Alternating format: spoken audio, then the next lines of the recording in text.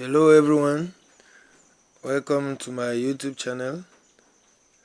Today I would like us to look at probability, the concept of probability. Now, what is probability? Probability simply deals with the calculation of the likelihood of a given event occurrence. The likelihood that an event will occur is known as probability.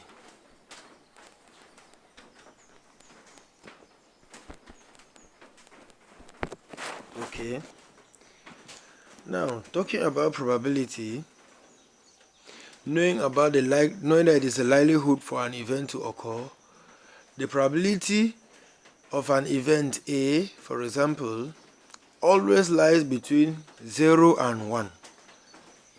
The probability of an event written as PA lies between 0 and 1. It means you cannot have a probability that is negative. You cannot have a probability that is less than 0. You cannot have a probability that is greater than 1. Or as a percentage, 0% or 100%. When the probability of an event is 1, it means it's a very sure event. If you say that the probability that you will pass your exams is 1, it means that you must pass. Now, if the probability is half, it means it's midway. Now, what do you mean by an event? An event is a trial or an experiment. It's just an action where the result is uncertain till it can be proven. For example, talking about tossing a coin, throwing a die. Tossing a coin and throwing a die. And the classical definition of probability. The classical definition of probability is that the probability of an event A is simply the number of NA over NS. That is NA being the number of ways the event A can happen divided by the total number of ways, the total number of possible outcomes. S here is the sample space, all the number of possible outcomes. So that's how this is the classical definition of probability. Okay, like let's say we have here A with numbers 1, 2, 3, 4, 5, 6, 7, 8, 9, 10. Okay, they say find the probability that you will pick an even number. For example, that you obtain an even number. The first thing is, since it is an even number, you are going to pick the even number out of how many? How many even numbers are there? 1, 2 is 3. 1, 2, 4, 5, 6. So we have 6 even numbers. It means the probability will be 6 over 10. Because the total numbers are 10. That 10 number. I repeat. 1, 2, 3, 4, 5. Sorry, 5. There are 5 of those numbers. So the probability is 5 over 10. Because you have 5 even numbers.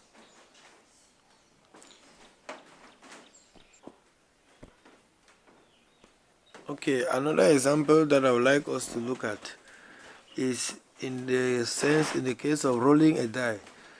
Example 2. When you roll a die, remember that it has 1, 2, 3, 4, 5, and 6 sides. A die that you used to play Ludo. It has 6 faces. Okay, the first one. So if you are asked to calculate a probability that it shows the face, it shows 1 of seeing the first one. It will simply be 1 over 6. If it shows the first 2, it will still be, to show the first 2, it will still be 1 over 6, not 2 over 6. That 2 there is the face. So you see that we are talking about the total. The total here being 6 faces. The total of possibilities is at the denominator. If you talk about tossing a coin, if you look at another example, for example, tossing a coin. If you are tossing a coin has 2 faces. You can either have a head or a tail. It means the total possible ways is 2. Head or tail, so it gives us 2 ways. Now, if it is a head, probability that you obtain a head will be 1 out of the 2, 1 over 2. If it's for a tail, probability to obtain a tail will be 1 out of 2. Okay. All right. Then about a pack of cats. Talking about cats. In cats, the number for the sample space that is used is 52. They remove the other 2. 52. So if you ask the probability of a diamond, of a spade, each diamond, spade, each of those ones that is 13, 13. So for a spade, the probability to obtain a spade when you play your cards, it will be 13 over 52.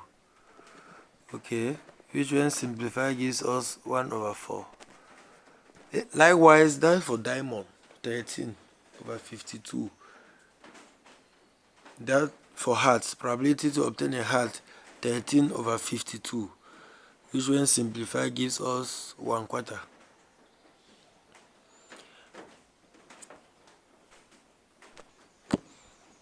Okay, having seen how to calculate probabilities, I would like us to look at types of events. In probability, we have events. An event is just any of the possible outcomes. The event, when you toss a coin, maybe the outcome a head, that's an event. And tossing a coin is a trial or an experiment. So we'll be looking at the types of events here.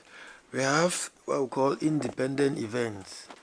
And talking about independent events, if you have 2 events, A and B, they are said to be independent if probability of A intersection B is the probability of A times the probability of B. That's an independent. That's they don't occur at the same time.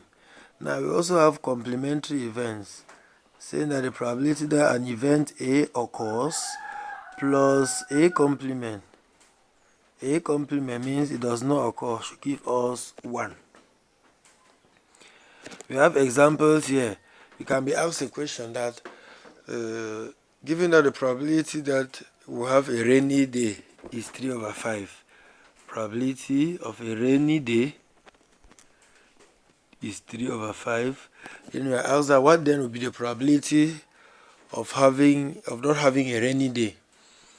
It's simply 1 minus that 2 over 5 or that 3 over 5, which gives us 2 over 5. Those are complementary. They complement each other. Probability of going to school plus probability of not going to school is 1. Probability of going to the market, probability of not going to the market gives us 1. So those are complementary events. Then you equally have mutually exclusive events. If you have an event A and another event B, if an event A can occur or B can occur, but not both A and B occurring at the same time, then we say that they're mutually exclusive. And for that, we have probability of A union B. Remember, in probability, when you talk about union, we are including addition. The probability of A plus the probability of B. That's mutually exclusive. And this one is also leads us to another very good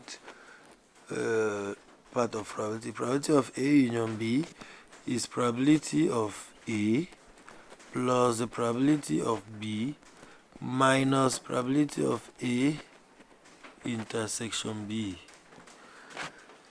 That's why if they are mutually exclusive, it means both cannot occur. It means this probability of A intersection B is 0.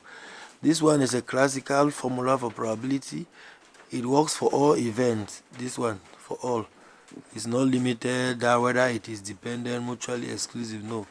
Whenever you are asked a question that you don't know about A and B, you don't know whether it's independent or not, you use that. Okay, that's it. I would like also look at how to represent on a tree diagram. A tree diagram. A tree diagram is simply a diagram that you can use to represent the possible probabilities. And once represented, you can answer any other question. Okay, for example, let's see how the various probabilities can be represented on a tree. Let's listen to this question attentively. A box contains 7 similar pens, of which 3 are red.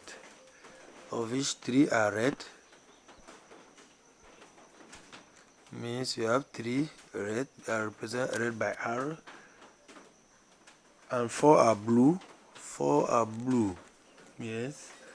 A pen is chosen at random from the box. Its color noted and then replaced. That's the first pen. A second pen is taken out from the box. What's the probability that the 2 pens are both red? Now, the key term that we need to underline here is that replace. Whenever a pen is taken, is replaced. This is very important. We mean the sample space remains the same. And there are 7 pens. If there are 7 pens altogether, it means probability of obtaining a red. There are 3 reds out of how many? Out of 7. 3 over 7. Probability of obtaining a blue. How many blues? 4 blues out of 7. 4 over 7. So having obtained that, we represent it on our diagram. This is our tree diagram. We said 3. We are talking about 3 red. 3 red. You can say 3 R and 4 blue. Okay. Now, the first attempt, this is red, is 3 over 7. The second, the first again for blue, how many blue will be 4 over 7. Now, they say when it is taken the first time, the second, what happens? It is replaced. It means the sample space will still be 7. If it was not replaced, the sample space will reduce. We have red here, we have blue. Okay, when we replace it, it means it will still be 3 over 7. If the red was taken and you had that without replacement, red taken without replacement, here will be 2 over 6, here will be 4 over 6. This other branch will have been 4 over 6. But now the replace means here will still be 4 over 7. Now blue here, 4 over 7 replaced. And here will be 3 over 7. These branches, you see that these branches here are complementary. See, if you look here, this plus this, 3 over 7 plus 4 over 7, when they add, they will give you 1. Here, 3 over 7 plus 4 over 7, when they add, they give you 1. 3 over 7 plus 4 over 7, when they add, they give you 1. So each of those branches are complementary. I repeat, with replacement, that's why the sample space, if not, here this one will have been 6 and here will have been 2 over 6, 4 over 6. If it's without replacement, this will be 2 over 6 and here 4 over 6. Okay, the very first question is find the probability that the 2 pens are both red. Both red we have independent. Both red means R and R. Both red means R and R. First red, second red. So we have 3 over 7 times 3 over 7. 3 times 3, 9. 7 times 7, 49. And we equally have here both blue. both blue means the first is blue and the second is blue, which gives us the first is blue 4/7 times the second is blue again here 4/7, which when multiplied give us 4 times 4 16. It gives 16/49.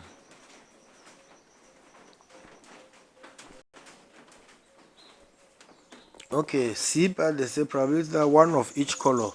One of each color means probability that we have red and blue, or the first is blue, the second is red. That's what I mean by one of each color. Red and blue, this is red and blue. So 3/7 times 4/7 plus blue first followed by red, blue 4/7 times red 3/7, which will give us 12/49 plus 12/49. When we add that together, it gives us, when the denominator are the same, we just add the numerators. 24/49. 24/49. So that's how we calculate using a tree diagram representing them there. Okay, thank you. Stay tuned for more videos. Please do not forget to subscribe, like, share.